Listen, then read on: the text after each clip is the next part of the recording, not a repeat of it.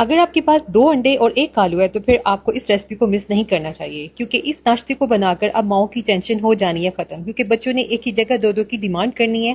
और बच्चे तो क्या, बड़ों को भी ये बहुत पसंद आएंगे। तो इसके लिए सिंपली यहाँ पर 3 कप मैदा ले लिया है। इसके अंदर नमक ऑयल डालकर इसकी सॉफ्ट सी डो गूंद लेनी है और इसको 20 मिनट का रेस्ट देना है।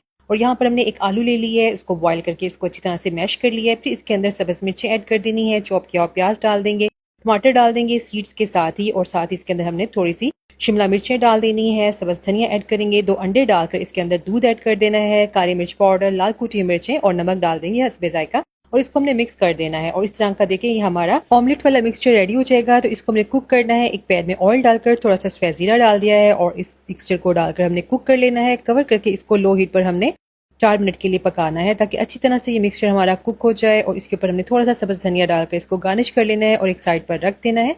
और यहाँ पर 20 मिनट हो चुके हैं डो को रेस्ट देते हुए। इसके हमने स्मॉल साइज के पेड़े तैयार कर लेने हैं। और 3 कप मैदे से यहाँ पर मैंने 7 पेड़े रेडी किए हैं। आप चाहें तो आप इसका साइज मजीद स्मॉल भी रख सकते हैं। और इसको हमने हल्का सा मैदा डस्ट करना है और बेलन के जरिए बेल लेंगे। फिर इसके ऊपर हमने लगा देना है घी को अच्छी तरह से सारा स्प्रेड कर देंगे और फिर मैदे से इसके ऊपर हल्का हल्का सा डस्ट कर देना है। इससे लेयर्स अच्छी बनती है।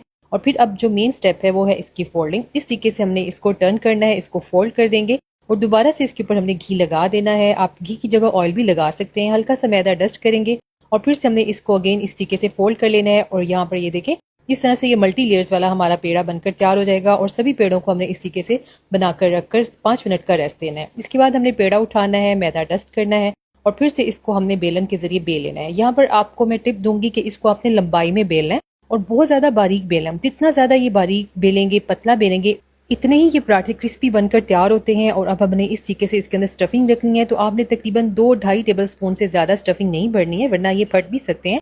और ऐसे फोल्डिंग करनी है और इस टाइम पर आपने अपनी फिंगर्स को हल्का सा पानी में डिप करके इसको इस तरीके से यहाँ पर सील कर देना है। इससे ये होता है कि बाद में जब हम इसको रोल करते हैं ना तो स्टफिंग बाहर नहीं निकलती है। और इसके जो कॉर्नर्स है ना, इनको भी हमने अच्छी तरह से सील कर दिया है। और लास्ट में इस तरह से मैंने फिंगर के जरिए इसके ऊपर हल्का सा पानी लगाकर इसको बिल्कुल इस तरीके से रोल कर देना है। जितना आप इसको लंबाई में पतला बेलेंगे इतने ही परफेक्ट तैयार हो जाएंगे।